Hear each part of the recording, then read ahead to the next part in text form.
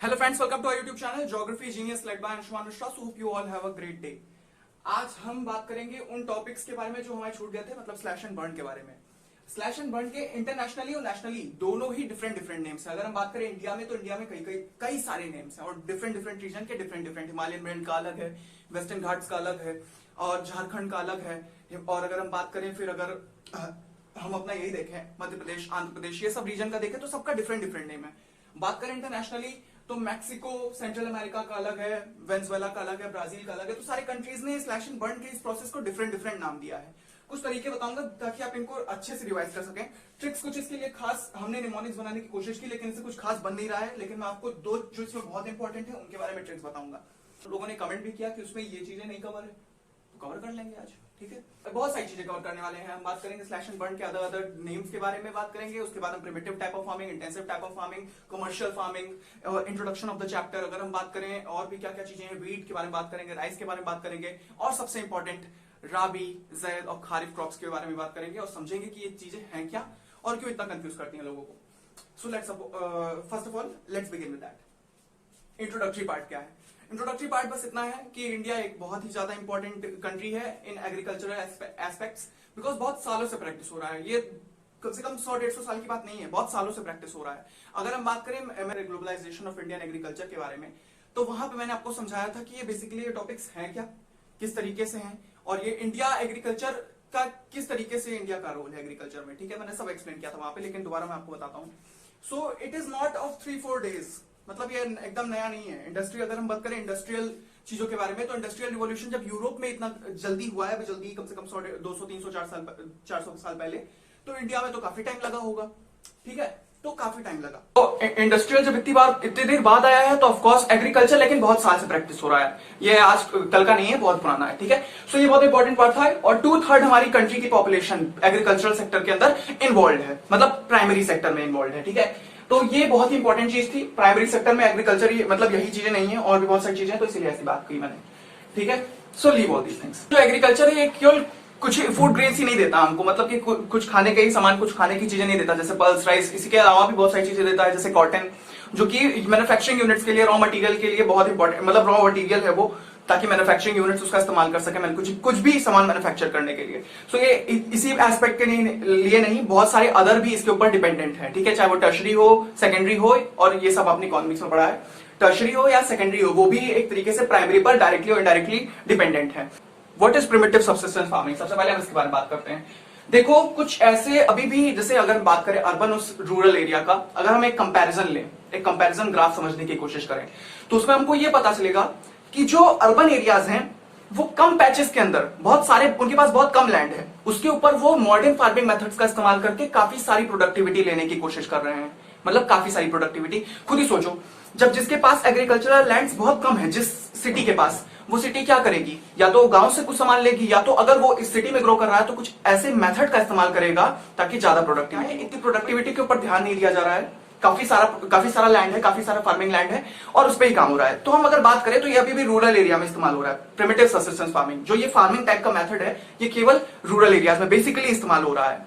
Small patches of lands पे, मतलब बहुत कम लैंड, कुछ ऐसे टूल्स के साथ इस्तेमाल हो रहा है जो टूल्स बहुत ही ऑड हैं, जो ट्रेडिशनल फार्मिंग मेथड्स की ओर हमें इंडिकेट करते हैं। जैसे वो जो हल कहते हैं, जैसे डिगिंग हो, एंड ये सारी चीजों के बारे में ये सारी चीजें इस्तेमाल हो रही है। मतलब कि ऐसी चीजें इस्तेमाल हो रही हैं जो हमें ट्रेडिशनल फार्मिंग मेथड्स की ओर लेकर जाती है, ट्रेडिशनल फार्मिंग मेथड्स के बारे में बताती है, ठीक है।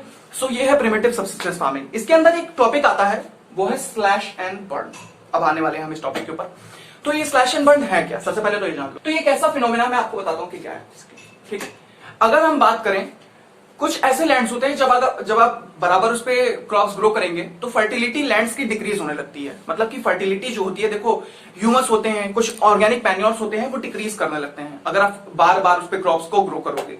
तो फर्टिलिटी को इंक्रीज करने के लिए स्लैश एंड बर्न किया जाता है। मतलब कि उस पे खूब सारी ऑर्गेनिक मैटर्स को रख के जला दिया जाता है, ठीक है। इससे ऑफकोर्स, इससे क्या होता है, इससे उसकी फर्टिलिटी हाई होती है, फर्टिलिटी बढ़ जाती है। अब वो कैसे बढ़ती है? तो क्या किया जाता है, स्लैश एंड बर्न के थ्रू क्या होता है, उस पैच ऑफ लैंड को छोड़ दिया जाता है और दूसरे पैचेस पे वो चले जाते हैं। तो उस पैच ऑफ लैंड पे क्या होता है, उस पे ऑर्गेनिक मैटर्स और खूब सारे नेचुरल फर्टिलिटी के कारण, देखो वो सॉइल नेचुरली ही अपनी फर्टिलिटी ले सकती है। अगर तुम सॉइल को इस्तेमाल ना करते रहो, बैक टू बैक अगर आपने इस्तेमाल किया, अब उसकी आपको फर्टिलिटी रीगेन करनी है, फर्टिलिटी दोबारा चाहिए, तो अगर दोबारा फर्टिलिटी चाहिए तो ये जरूरी नहीं है कि उस पर कुछ सामान डालो या कुछ उसमें पैसे इन्वेस्ट करो, नहीं। अगर उसे आप नेचुरली कुछ देर के लिए छोड़ देंगे, कुछ दिन के लिए छोड़ देंगे, तो अब उसे आप छोड़ देंगे तो अपने आप खुद ब खुद अपनी फर्टिलिटी वो रीगेन कर लेगी। अब क्वेश्चन आया, अगर ऐसे करने लगेगा फार्मर तो उसके पास तो लैंड ही नहीं बचेगा। क्वेश्चन सही है, मैं बताता हूं क्यों। देखो ये चीजें जो होती हैं, स्लैश एंड बर्न का जो ऑर्गेनिक मेथड है, ये बहुत कम, इसीलिए स्टार्टिंग में बोला गया है, कम पैचेस ऑफ लैंड, छोटे छोटे पैचेस पे इस्तेमाल किया जाता है, सब पे एक साथ उठा के नहीं इस्तेमाल किया जाता, नहीं तो फार्मर खाएगा क्या। एग्रीकल्चर में कैसे प्रोडक्टिविटी हाई होगी, प्रोडक्टिविटी हाई करनी है तो ये क्या करते हैं, कुछ पैचेस को छोड़ देते हैं, कुछ पैचेस को इस्तेमाल करते हैं, जब वो खराब हो जाता है तो उसका इस्तेमाल करते हैं, वो खराब होता है तो उसका इस्तेमाल करते हैं, ठीक है। और दिस इज अ मेथड। सो ये पूरा मेथड था, किस तरीके क्या क्या चीजें हैं वो मैंने आपको एक्सप्लेन कर दी। अब हम बात करते हैं स्लैश एंड बर्न के दूसरे दूसरे नाम के बारे में, ठीक है। चलिए स्टार्ट करते हैं। So now let's talk about other names of slash and burn. ये मैंने प्रैक्टिस आपको बता दी किस तरीके इसकी प्रैक्टिस होती है। अब ये हर जगह हर मतलब अलग अलग नेशंस में अलग अलग नाम से जाना जाता है, ठीक है, डिफरेंट डिफरेंट नेम्स। बात करते हैं इंटरनेशनली, ये बहुत कम पूछा जाता है। मैंने बहुत सारे सैंपल पेपर देखे, बहुत सारे सैंपल पेपर सॉल्व किए। अभी जल्दी रिसेंटली अगर आपने हमारे सैंपल पेपर की वीडियो नहीं देखी है, so that is available on our channel, आप उसे देख सकते हो। और अब तक एग्रीकल्चर की हमने सारी ही वीडियोस बनाई हैं, फूड क्रॉप्स हो, नॉन फूड क्रॉप्स हो, या अगर इंस्टीट्यूशनल एंड टेक्नोलॉजिकल रिफॉर्म हो, या अगर ग्लोबलाइजेशन एंड इंडियन एग्रीकल्चर हो, ये सब सारी चीजें इंपैक्ट हमने सब चीजें एक्सप्लेन की है आपको। तो अगर आपने नहीं देखा है तो सारी वीडियोस आपको मिल जाएंगी डिस्क्रिप्शन में भी, या गूगल पे आप सर्च करिए ज्योग्राफी बाय अंशुमान मिश्रा, या अगर आप उस टॉपिक के बारे में अंशुमान मिश्रा डाल देंगे तो भी हमारा वीडियो नंबर 1 पे आ जाएगा, ठीक है। So that was the thing, मैं आपको बताना चाहता था क्योंकि वो बहुत इंपॉर्टेंट वीडियोस हैं, उसको देख लो, समझ लो, फिर आगे बात करेंगे। लोगों ने मुझसे कहा कि प्रिमिटिव और ये सब जो कमर्शियल फार्मिंग इंटेंसिव है, ये थोड़ा ज्यादा एक्सप्लेन करना चाहिए, थोड़ा ज्यादा ही अच्छे से इम्प्रोवाइज करके बताना चाहिए। और अगर हम बात करें इंटरनेशनली और नेशनली, दोनों इस सारे नेम्स को याद करने की भी कोई ट्रिक हो तो हमने एक नई वीडियो बना दी है इसके ऊपर, ठीक है। रिविजन भी हो जाएगा एंड आसान भी है, बहुत आसान है। Let me tell you what is that. बात करते हैं इंटरनेशनली। इंटरनेशनली बहुत कम पूछा जाता है, बहुत कम पूछा जाता है, लेकिन ऑफकोर्स पूछा तो जाएगा ही। मिल्पा, मैक्सिको सेंट्रल अमेरिका में एक इस स्लैश एंड बर्न के प्रोसेस को मिल्पा कहते हैं। मैक्सिको सेंट्रल, अब मैं ये भी बात कर लूं कि मैक्सिको सेंट्रल अमेरिका है कहां पर। सो इस इंटरनेशनल मैप पे, now I hope it is visible to you. तो अगर मैं बात करूं इस मैप के बारे में, तो इस मैप में सेंट्रल अमेरिका, ये रीजन है सेंट्रल अमेरिका, अमेरिका का मैप है, north America central America region, Mexico के जस्ट नीचे है, ठीक है। मैक्सिको का कैपिटल मैक्सिको सिटी, उस सबसे हमें कोई लेना देना अभी करेंटली नहीं, ओके। सो ये रीजन है। अगर हम बात करें इसकी, कॉन्यूको वेनेजुएला में, रोका ब्राजील में, Masole in Central Africa, Ladang in Indonesia, Ray in Vietnam, ये सारी कंट्रीज हैं। उन कंट्रीज के अंदर ये कुछ चीजें हैं, ये कुछ नेम्स हैं जो हम स्लैश एंड बर्न के लिए इस्तेमाल करते हैं। मतलब वो लोग इस्तेमाल करते हैं ये नेम्स, जैसे मिल्पा हो गया, कॉन्को हो गया, रोका हो गया, मसोल हो गया, लादांग हो गया, रे हो गया, तो ये सारे कंट्रीज डिफरेंट डिफरेंट नाम इस्तेमाल करती है। मैं बताता हूं 15% चांसेस हैं कि ये आएगा, 15% चांसेस, 15% डेफिनेटली। बहुत सारे सैंपल पेपर देखे हैं, बहुत सारे, ठीक है, बहुत कम 15% चांसेस है, बहुत कम आता है। अगर आप ऑफिशियल सैंपल पेपर देखोगे तो उसमें ये पूछा गया है, देवार दहिया, ये एमपी में है। देखो इसके अगर हम इंडिया की बात करें तो इंडिया में कई सारे रीजन्स में बहुत सारे नेम्स हैं। बात करें उड़ीसा में बहुत सारे नेम्स हैं, इसको बहुत सारी नेम से जाना जाता है, जैसे Pama Dabi, Koman, Bringa, sorry. So these are the names. ये क्या है, ये स्लैश एंड बर्न के लिए वो अपने अपने नेम दिए हैं। ये क्यों इंपॉर्टेंट है, क्योंकि मैंने इसका पेपर में क्वेश्चन देखा है, एक मार्क्स का, 2 मार्क्स का, ये बहुत पूछा आता है। ये आपसे टिक द करेक्ट में पूछा जाएगा, जैसे टिक द करेक्ट हो गया या मैच द ऑप्शन हो गया, क्या ये ऑप्शंस करेक्ट हैं, जो करेक्ट है उनको आप टिक मार दीजिए, तो ऐसे टाइप के क्वेश्चन। ऑफिशियल सैंपल पेपर देखोगे तो उसमें एक क्वेश्चन है ऐसा।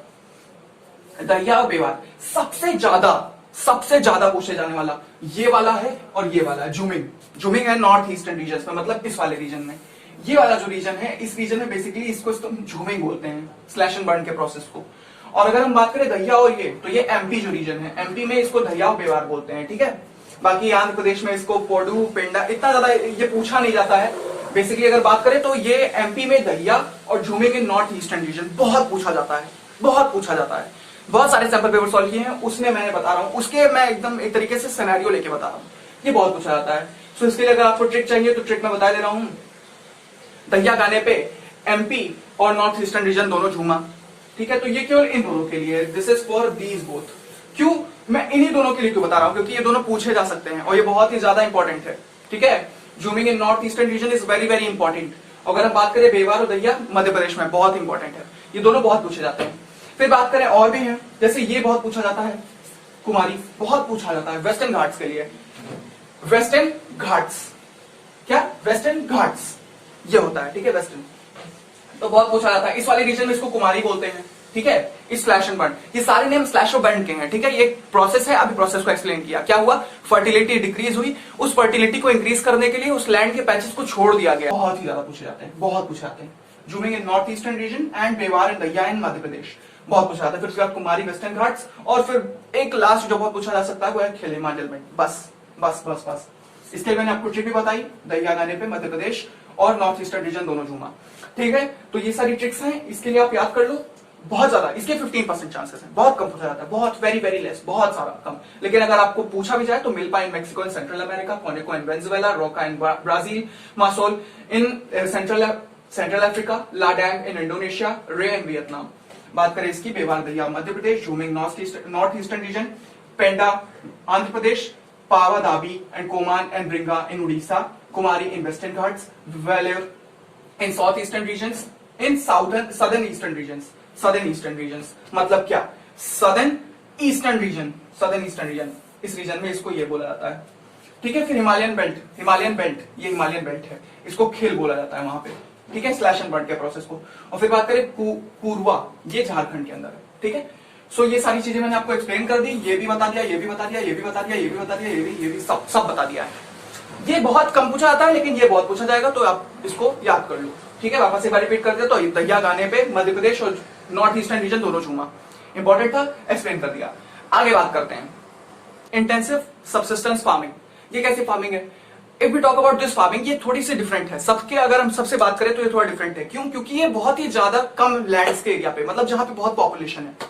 लेट्स सपोज एग्जांपल लेते हैं, कोई अर्बन एरिया, जैसे बात करें जैसे लखनऊ, मुंबई, कंट्री के इस रीजन में, तो क्या वहां पे इतनी फार्मिंग हो पाती होगी जितना अर्बन एरियाज, जितना रूरल एरियाज में होता है? क्या इतनी फार्मिंग हो पाती होगी? नहीं, बिल्कुल नहीं हो पाती है। जितना रूरल एरिया में होता है उसके कंपैरिजन में बहुत कम होती है। तो क्या करते हैं वो लोग, प्रोडक्टिविटी के ऊपर ध्यान देते हैं। तो आपने ग्रीन रिवॉल्यूशन में पढ़ा होगा, ग्रीन रिवॉल्यूशन में आपने पढ़ा मॉडर्न फार्मिंग मेथड्स के बारे में। मॉडर्न फार्मिंग मेथड्स क्या है? मॉडर्न फार्मिंग मेथड्स मतलब उन तरीके के बायोकेमिकल्स, उन फर्टिलाइजर्स का इस्तेमाल करना जिससे प्रोडक्टिविटी हाई हो जाए। तो उनका इस्तेमाल करना किसमें होता है? इंटेंसिव टाइप ऑफ फार्मिंग में होता है। प्रिमिटिव क्या था? प्रिमिटिव में कम लैंड्स के ऊपर लेकिन ऑर्गेनिक तरीके से ट्रेडिशनल फार्मिंग मेथड्स का इस्तेमाल करते हुए कुछ फार्मर्स रूरल एरियाज में बेसिकली ग्रो कर रहे थे। बट यहां वैसा नहीं है। यहां पर क्या होगा, इंटेंसिव में बेसिकली अर्बन एरियाज में फॉलो होता है। कम लैंड्स हैं, ज्यादा प्रेशर है, ज्यादा प्रोडक्टिविटी चाहिए, तो बायोकेमिकल फर्टिलाइजर का इस्तेमाल होगा। तो this is intensive subsistence farming. अगर आपको क्वेश्चन पूछा जाए तो आप ये बस क्यों लिख दोगे कि intensive subsistence farming is a type of farming in which a very small patches of land are used to gain the highest productivity with the help of biochemical and fertilisers. बात खत्म यार। एक दो क्वेश्चन का आएगा बस, इससे ज्यादा कुछ नहीं पूछा जा सकता आपसे। ठीक है, अब बात करते हैं एक और फार्मिंग की मेथड जो है कॉमर्शियल। कमर्शियल फार्मिंग क्या है? देखो, कमर्शियल का मतलब क्या होता है, मतलब कि कुछ कॉमर्स, कुछ बिजनेस से रिलेटेड। ठीक है, तो बिजनेस से, इस वर्ड से ही हम अगर कुछ चीजों को जानने की कोशिश करें तो बेसिकली कॉमर्शियल एक तरीके की ऐसी फार्मिंग है जिसमें हम बेसिकली कॉमर्शियल चीजों के ऊपर ध्यान देते हैं। ठीक है, जैसे मैंने वीट को ग्रो किया या मैंने राइस को ग्रो किया, मैं कॉमर्शियल के ऊपर ध्यान दूंगा, मतलब कि उस पर मैं कितना अर्न कर सकता हूं, क्या क्या चीजें हैं। तो ऐसे में क्या चीज मुझे अर्न करा सकती है? ऐसा क्या लगता है आपको, क्या अर्न करा सकती है? क्या ट्रेडिशनल फार्मिंग मेथड्स मुझको पैसे अर्न करवा पाएंगी? नहीं, बिल्कुल नहीं। मुझे मॉडर्न फार्मिंग मेथड्स का इस्तेमाल करना पड़ेगा। वो क्या होती हैं? HYP सीड्स का इस्तेमाल करना, फर्टिलाइजर का, इंसेक्टिसाइड्स का। ये सारी चीजें किसके अंडर आती हैं? कमर्शियल फार्मिंग के अंडर आती हैं। कमर्शियल फार्मिंग में हमें गेन करना है मोर एंड मोर प्रॉफिट। इस मोर एंड मोर प्रॉफिट के चक्कर में हमें ज्यादा से ज्यादा प्रोडक्टिविटी चाहिए, और ज्यादा से ज्यादा प्रोडक्टिविटी के चक्कर में हम इन सारी चीजों का इस्तेमाल करेंगे। So this is commercial farming method. What is commercial farming method? Commercial farming method is a type of methods under which we use some biochemicals and fertilizer and insecticides to gain more and more high productivity on the few patches of lands. Finish. एक marks का question है बस। अच्छा, इसकी अलग अलग definition है कई जगह पे। जैसे अगर मैं बात करूं हरियाणा और उसके लिए, पंजाब के लिए, तो ऐसा बुक में एग्जांपल भी है। हरियाणा पंजाब की बात करें तो हरियाणा पंजाब में बेसिकली जो राइस क्रॉप है वो उनके लिए कॉमर्शियल है, वो उसको बेचते हैं। ठीक है, ज्यादा से ज्यादा, कम से कम इस्तेमाल करना, लेकिन ज्यादा से ज्यादा कॉमर्शियल, ज्यादा से ज्यादा बेचना। लेकिन ऐसा वहां पे नहीं है उड़ीसा में। उड़ीसा में बेसिकली उसे कंज्यूम कर लिया जाता है, ठीक है, ज्यादा उसकी सेल नहीं, मतलब उसे बेचा नहीं जाता, कमर्शियल पर्पज पे उसे नहीं रखा गया है। तो ऐसे ऐसे डिफरेंट है, सारे स्टेट्स की अपनी अपनी रीजन है, अपने अपने तरीके हैं। जैसे शुगर केन की बात करें तो उत्तर प्रदेश के लिए शुगर केन एक कमर्शियल क्रॉप ही है, ठीक है। कॉटन की बात करें तो महाराष्ट्र के लिए कॉटन एक तरीके का क्या है, कमर्शियल क्रॉप है। तो ये सारी कमर्शियल, ये सारी चीजें बहुत इंपॉर्टेंट है, ठीक है, और बहुत ज्यादा इंपॉर्टेंट है। सो ये जान लो, क्योंकि हर हर स्टेट की अपनी अलग अलग डेफिनेशंस है क्रॉप से रिलेटेड। वो शायद इसके लिए कमर्शियल इस्तेमाल ना करें, मतलब अगर बात करें उसके हरियाणा और पंजाब की, तो वो कमर्शियल की तरह राइस को इस्तेमाल करते हैं, लेकिन उड़ीसा वैसे नहीं इस्तेमाल करता। उड़ीसा का डिफरेंट काम है, क्यों, वो उसे कंज्यूम कर लेता ज्यादा ज्यादा। अच्छा, कुछ और भी चीजें होती हैं कमर्शियल फार्मिंग में। एक चीज ये होती है बेसिकली कि कम पैचेस ऑफ लैंड, मतलब वो ज्यादा से ज्यादा ग्रो करने की कोशिश करते हैं। जैसे मान लो कॉटन ग्रो करना है तो कॉटन वो लंबे लंबे एरियाज पे ग्रो करते हैं, क्यों, क्योंकि उन्हें उसे कमर्शियल गेन करना है। मान लो उस पर उन्होंने बायोकेमिकल और इन फर्टिलाइजर HYE सीड्स का इस्तेमाल किया, हाईएस्ट प्रोडक्टिविटी भी ले ली और ज्यादा से ज्यादा क्रॉप भी ग्रो कर लिया, तो क्या हुआ, एक बढ़िया कमर्शियल क्रॉप तैयार हो गई। सो ये सारी चीजें होती हैं, बिजनेस रिलेटेड है, कॉमर्स रिलेटेड है, जो कि एग्रीकल्चर के अंदर इस्तेमाल होती हैं, ठीक है। ये बहुत इंपॉर्टेंट था, ये मैंने आपको पूरा बताया। अब हम बात करते हैं उन राबी, खारिफ और ज़ैद क्रॉप के बारे में, और भी बात करेंगे कुछ इंपॉर्टेंट क्रॉप्स के बारे में, ठीक है। बात करने वाले हैं वीडियो के मोस्ट इंपॉर्टेंट फेज के बारे में, मतलब कि खारिफ क्रॉप क्या है, ज़ैद क्रॉप क्या है और राबी क्रॉप क्या है, ठीक है। चलिए जानते हैं कि क्या है बेसिकली। देखो, राबी क्रॉप जो होती है बेसिकली इसको हम सो कब करते हैं, मैं कितने पॉइंट्स बताऊंगा पहले वो बता देता हूं। मैं आपको कुछ इंपॉर्टेंट इनमें पॉइंट बताऊंगा, जैसे कि कब ग्रो किया जाता है, कब हार्वेस्ट किया जाता है, किस किस स्टेट में ग्रो करता है और कौन कौन सी क्रॉप है। बस ये 4 पॉइंट इनफ है आपके लिए, क्योंकि इतना ही है सिलेबस में। बात करते हैं कि राबी क्रॉप के बारे में। देखो, राबी क्रॉप क्या है, इसको हम विंटर में सो करते हैं। Please right this point in the rough copy, ठीक है। मेरे ऐसे बता देने से आपको ऐसा मत सोचो कि आप इसको याद कर सकते हो, नहीं, ऐसा नहीं है। Please note this in the rough copy. So मतलब कहीं पे इसको नोट करना इंपॉर्टेंट है। सबसे पहले बात करेंगे हम राबी क्रॉप के बारे में। राबी क्रॉप बहुत इंपॉर्टेंट क्रॉप है, क्योंकि बेसिकली बहुत सारी रीजन्स पे ग्रो करती है, नदर्न प्लेन्स पे ग्रो करती है, रीजन्स पे नहीं, नदर्न प्लेन्स पे ग्रो करती है। मतलब राजस्थान हो गया, उत्तर प्रदेश हो गया, हरियाणा हो गया, ये सब नदर्न प्लेन्स के अंदर आते हैं। अब ये क्या है नदर्न प्लेन्स, से बहुत सारे वीडियो में एक्सप्लेन किया, कम से कम 6-7 वीडियो में आज तक एक्सप्लेन किया मैंने, तो उसको देख सकते हैं आप। एग्रीकल्चर में कई सारी, जब आप पूरी प्लेलिस्ट को देखते रहोगे तो कहीं ना कहीं आपको इसका एक्सप्लेनेशन मिलेगा, थर्ड वर्ड वीडियो में मिल जाएगा आपको एक्सप्लेनेशन का। तो ये नदर्न प्लेन में ग्रो करता है, ठीक है। बेसिकली आपको पता भी होगा, फिजिकल डिवीजन आपने पढ़ा होगा क्लास 9 का, तो आपको ये पता होगा नदर्न प्लेन्स। तो बेसिकली नदर्न प्लेन्स में राबी क्रॉप काफी सारी हैं, जैसे कि बात करें वीट हो गया, बार्ले हो गया, मस्टर्ड हो गया, ये सारी क्रॉप्स इसके अंडर आती हैं। और रीजन्स कौन कौन से हैं, रीजन्स तो आपको मैंने पहले ही बता दिए। अब बात करते हैं सो कब किया जाता है और हार्वेस्ट कब किया जाता है। इसको विंटर जब स्टार्ट होती है, विंटर के टाइम में इसको सो किया जाता है। मतलब वीट हो, मस्टर्ड हो, ये सारी जितनी क्रॉप्स हैं इनको हम विंटर की स्टार्टिंग में सो करते हैं। और हार्वेस्ट करने का सीजन होता है जब समर स्टार्ट होने वाला हो, मतलब जो स्प्रिंग वाला सीजन होता है, जो आप स्प्रिंग सीजन बोलते हो, जिसमें बसंत जो होता है, इस वाले टाइम में हम इसको क्या करते हैं, हार्वेस्ट करते हैं। सो ये हो गया, मैंने हार्वेस्टिंग भी बता दिया, सो भी बता दिया, सोइंग का टाइम भी बता दिया, किस किस रीजन में ग्रो करता है भी बता दिया, कौन कौन सी मेन क्रॉप है वो भी बता दिया है। बाकी और भी क्रॉप्स हैं वो आप पढ़ सकते हो। बात करते हैं खारिफ क्रॉप के बारे में। मैं आपको बस एक जिस्ट बता रहा हूं क्या क्या चीजें हैं, कौन कौन इंपॉर्टेंट है। पहले तो सबसे इंपॉर्टेंट राबी है, खारिफ है, फिर ज़ैद है। अभी ज़ैद भी बताएंगे। खारिफ क्रॉप क्या है, खारिफ क्रॉप एक ऐसी क्रॉप है ना, बेसिकली ये एक ऐसे इंपॉर्टेंट रीजन पे ग्रो करती है जो बहुत इंपॉर्टेंट है। सदर्न रीजन पे बहुत ग्रो करती है, ठीक है, खारिफ में, और इस साइड भी बहुत ग्रो करती है। बात करें इस ईस्टर्न रीजन में, असम में, क्योंकि इसके अंदर पैडी आता है। पैडी मतलब कि राइस, ठीक है, राइस है, मिलेट हो गया, मिलेट के जितने क्रॉप है ये सब इस टाइम में ग्रो करता है। तो अब ऑफकोर्स आपको पता होगा कि ये मानसून के टाइम में ग्रो करता है, क्योंकि पैडी बेसिकली एक रेन फेड, एक तरीके से बोले तो पानी की बहुत जरूरत होती है। तो बेसिकली वो पैडी ट्रांसप्लांटेशन, ये सब अभी मैं आपको बताऊंगा थोड़ी देर में। तो ये चीजें बहुत इंपॉर्टेंट है। तो इस रीजन में ग्रो करता है, मतलब कि ये उड़ीसा हो गया, उड़ीसा हो गया, आंध्र प्रदेश, ये सब बहुत रीजन में ग्रो करता है। असम में ग्रो करता है। सो ये मैंने आपको कुछ एलोकेशन, कुछ रीजन बता दिए। सो कब किया जाता है, जब मानसून स्टार्ट होने वाला होता है तब इसको सो किया जाता है, और जब मानसून एंड हो जाता है, जब विंटर की स्टार्टिंग होती है, तब इसको हार्वेस्ट कर लिया जाता है, ठीक है। सो ये बहुत इंपॉर्टेंट था, मतलब अक्टूबर और सितंबर के एंडिंग तक इसको हार्वेस्ट कर लिया जाता है। सो ये सारी क्रॉप्स थी, ये बहुत इंपॉर्टेंट था। अब बात करते हैं ज़ैद क्रॉप के बारे में, बहुत इंपॉर्टेंट है, छोटा सा है पॉइंट बस। समर के मिडिल सीजन में आपको पता होगा कि कुकुम्बर, मतलब जो आप कुकुम्बर होता है उसका रेट बहुत कम हो जाता है। क्यों, क्योंकि बेसिकली उसी सीजन में ग्रो करता है। कुकुम्बर, मस्क मेलन, वाटरमेलन, ये सब जितने भी चीजें हैं ये सब ज़ैद क्रॉप के अंडर आती हैं। और ज़ैद क्रॉप जो होती है वो समर के एक ऐसे टाइम में होता है, समर के एक टाइम में ग्रो करती है और तभी उसी में हार्वेस्ट कर लिया जाता है उसको। और कुकुम्बर, मस्क मेलन और वाटरमेलन उसका भी बहुत इंपॉर्टेंट है। और रीजन फिक्स नहीं है, रीजन कोई फिक्स नहीं है, ऐसा नहीं है कि इसी रीजन में ग्रो करता है, नहीं ऐसा नहीं है।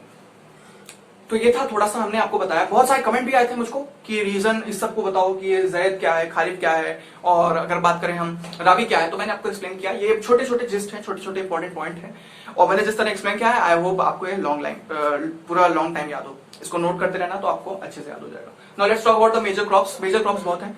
एक इंडिया एक बहुत बड़ा लैंड है, आपको पता है ये पूरे वर्ल्ड का 2.4 ऑलमोस्ट लैंड एरिया एक्वायर करता है। 3.28 मिलियन स्क्वायर किलोमीटर एरिया है हमारे पास। इतने सारे एरिया में सब तो हम लोगों से कवर नहीं है, इंसानों से। कुछ रीजन्स ऑफकोर्स फार्मलैंड्स हैं, एग्रीकल्चर। जब इंडिया 2/3 इंडिया की पॉपुलेशन एग्रीकल्चर कर रही है तो ऑफकोर्स इसका काफी सारा लैंड एरिया एग्रीकल्चर के अंदर एंगेज होगा। तो हम उसी मेजर क्रॉप के रीजन्स के बारे में बात करने वाले हैं। वीट के बारे में बात करेंगे, वीट के बारे में वीडियो बनी हुई है, वीट नहीं बात करेंगे। राइस के बारे में बात करेंगे। राइस बहुत इंपॉर्टेंट क्रॉप है, उसको हम आप समझाएंगे।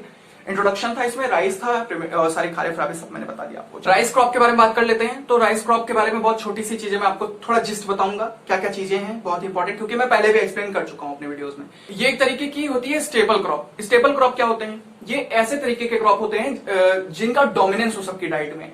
देखो, जो राइस है वो 50% ऑफ द मेजर पॉपुलेशन पूरे वर्ल्ड की राइस को कंज्यूम करती है, चाहे वो जापान हो, सुशी, और बहुत सारी कंट्रीज है, बहुत सारे सेंट्रल अमेरिका हो, साउदर्न अमेरिका हो, पूरा वर्ल्ड करता है कंज्यूम, लगभग 50% पॉपुलेशन। सो राइस एक बहुत इंपॉर्टेंट क्रॉप है। इस पूरे वर्ल्ड में सबसे इंपॉर्टेंट क्रॉप राइस है एक तरीके से देखा जाए तो, क्योंकि 50% पॉपुलेशन कंज्यूम करती है, डोमिनेंस इसका काफी अच्छा खासा है। तो ये जो है ना, ये ऑफकोर्स ये तो इंपॉर्टेंट हो गई पॉपुलेशन के लिए। अब ये कहां ग्रो करता है, फिर क्या टेम्परेचर है, क्या क्या रिक्वायरमेंट है, सबके बारे में बात करते हैं। चलिए, बेसिकली ये इस रीजन पे ग्रो करता है। अभी मैंने बताया आपको, जहां पे खारिफ क्रॉप ग्रो करता है वहां पे राइस ग्रो करेगा। जैसे कि ये वाला रीजन, मतलब जो नॉर्थ ईस्टर्न रीजन है, फिर ईस्टर्न रीजन बेसिकली अगर हम कहें तो, जैसे बंगाल हो गया, आसाम हो गया, बिहार हो गया, उत्तर प्रदेश हो गया, ऐसे सब सारे रीजन पे, पंजाब हो गया, इस सारे रीजन को कई रीजन पे ग्रो करता है। यहाँ पे भी ग्रो कर रहा है, यहाँ पे भी ग्रो कर रहा है, यहाँ पे भी ग्रो कर रहा है। ठीक है। सो स्टेट्स के लिए कोई स्पेसिफिक इस पे वो नहीं है, लेकिन रीजन्स बताए गए। रीजन्स में थोड़ा सा आपका नदर्न प्लेन हो गया, ये आपका जो हो गया ईस्टर्न रीजन हो गया, थोड़ा सा यहाँ पे हो गया रीजन। तो ऑफकोर्स यहाँ पे राइस तो ग्रो करेगा, क्योंकि जहां पे खारिफ क्रॉप वहां पे राइस क्रॉप। ठीक है। तो ये बहुत इंपॉर्टेंट है, क्योंकि एक बहुत मेजर क्रॉप है ये। 25 डिग्री सेल्सियस की एवरेज रिक्वायरमेंट है टेम्परेचर की। 25 डिग्री सेल्सियस से ज्यादा नहीं चाहिए, कोई दिक्कत नहीं है। फिर बात करें 100 सेंटीमीटर की रेनफॉल चाहिए। रेनफॉल की रिक्वायरमेंट हैवी होगी, क्यों? क्योंकि ये एक तरीके से रेन फेड में मैं एक तरीके से कह सकता हूं कि इसमें बहुत पानी की जरूरत है। ठीक है। तो 100 सेंटीमीटर की एनुअल रेनफॉल चाहिए, 25 डिग्री सेल्सियस का टेम्परेचर चाहिए। बहुत ज्यादा लोग कंज्यूम करते हैं इसको, इसकी काफी हैवी डिमांड है। तो उस डिमांड को एक तरीके से फेड करने के लिए, उस डिमांड को कंप्लीट करने के लिए काफी रीजन्स ग्रो करते हैं, तब जाके इसकी पूर्ति होती है। पूरे वर्ल्ड में ही इसका इस्तेमाल होता है। ठीक है। So leave all those things, पूरे वर्ल्ड में काफी इसका इस्तेमाल है, तो काफी जगह पे रीजन पे ग्रो करती है। 50% पॉपुलेशन इस्तेमाल करती है। स्टेबल क्रॉप है, डोमिनेंस है, 25 डिग्री सेल्सियस हमको एवरेज चाहिए लगभग, और 100 सेंटीमीटर की रेनफॉल है। बस इतना इसमें था। सो वीट, ये सब भी मैंने एक्सप्लेन कर दिया। अब बात कर लेते हैं कुछ इंपॉर्टेंट जो हमारे चैनल से रिलेटेड है और हमसे रिलेटेड है। ठीक है। फर्स्ट ऑफ ऑल अगर मैं बात करूं तो हमारे क्लाइमेट की सीरीज काफी हैवीली लोगों ने देखी है। 7,000 मतलब अप्रोक्सीमेटली हम 10,000 पीपल तक पहुंचने वाले हैं, तो थैंक्स अ लॉट। एग्रीकल्चर की सीरीज को ऑलमोस्ट 5,000 पीपल देख चुके हैं, तो थैंक्स अ लॉट। अगर मैं बात करूं ये एग्रीकल्चर की जो नई वीडियो बनाने का क्या मेरा रीजन क्या है, इसके पीछे ये रीजन है कि वो एक इंग्लिश वीडियो थी, बहुत तेज थी, बहुत बच्चों की एक कंप्लेन थी कि वो समझ में नहीं आया, तो इसलिए मैंने ये बनाया। थोड़ी ट्रिक्स भी बताई, उसमें ये नहीं कवर्ड है। ठीक है। तो ये है। बाकी एग्रीकल्चर पे चाहे वो टेक्नोलॉजिकल इंस्टीट्यूशनल रिफॉर्म हो, चाहे वो आपका इंपैक्ट ऑफ ग्लोबलाइजेशन हो, चाहे वो अगर फूड क्रॉप हो, नॉन फूड क्रॉप हो, ऑर्चिड्स हो, हॉर्टिकल्चर हो, या कुछ भी हो, उन सबके लिए ट्रिक्स के साथ पूरी वीडियो अवेलेबल है चैनल पे, हिंदी में है, आप सबको समझ में आएगा। एंड ये भी मैंने आपको बता दिया इंट्रोडक्टरी पार्ट, और सारी चीजें मैंने आपको बता दिया है। सो हमारा चैनल काफी अच्छे तरीके से ग्रो हो रहा है, काफी लोग हमसे जुड़े हैं। अगर लोगों को अभी तक नहीं पता है तो आप प्लीज लोगों को ज्वाइन कराइए। And the thing is, Telegram पे ज्वाइन करिए for more notes and all those things. Notes भी आपको मिल जाएंगी टेलीग्राम पे, एंड हैंड रिटन है, मेरे हाथों द्वारा लिखी हुई है। एनसीईआरटी को देखकर लिखी गई है, तो ऐसा नहीं है कि हवा में लिख दी गई, नहीं, एनसीईआरटी को देखकर लिखा गया है। Please not forget to subscribe to channel, like, comment, share and join to us. Thanks for watching. Thank you.